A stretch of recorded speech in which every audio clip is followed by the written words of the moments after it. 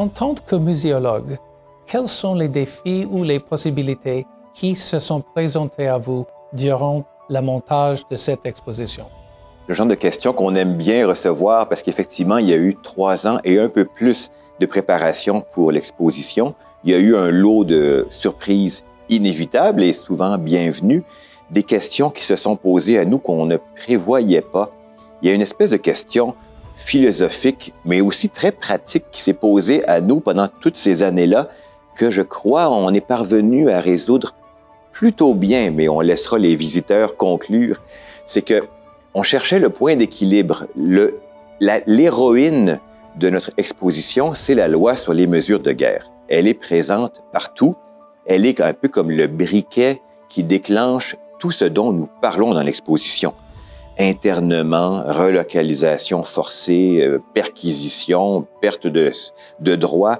La loi sur les mesures de guerre est partout, de 1914 à 1970. Donc, il y a un sujet, un acteur ou une actrice, si vous voulez. Mais en même temps, il y a 3 périodes chronologiques très séparées. Première Guerre mondiale, Deuxième Guerre mondiale, crise d'octobre. 1970, alors comment faire en sorte que les visiteurs ne soient pas perdus, qu'ils sachent exactement dans quelle période ils sont, ils et elles sont, sans se tromper. Alors, je crois que c'est grâce au design que nous sommes parvenus à résoudre cette espèce de juste milieu.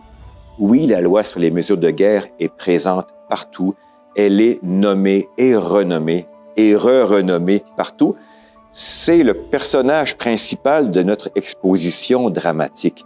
Mais les designers ont fait en sorte que chaque zone chronologique soit très séparée. La Première Guerre a un look, une apparence, une ambiance de Première Guerre.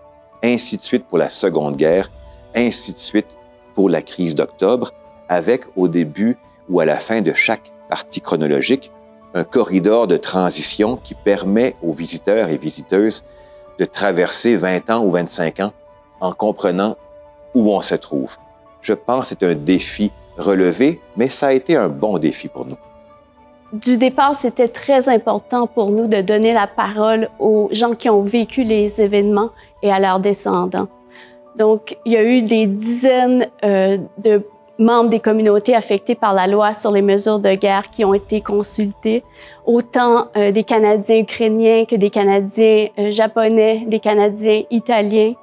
Ils nous ont partagé leurs histoires et nous ont expliqué pourquoi c'était si important de partager ces histoires. Donc, nous, en tant que conservateurs, en tant qu'historiens, c'est ce qu'on partage grandement dans l'exposition, c'est leurs histoires à travers des citations, à travers des vidéos, des objets, à travers des œuvres d'art.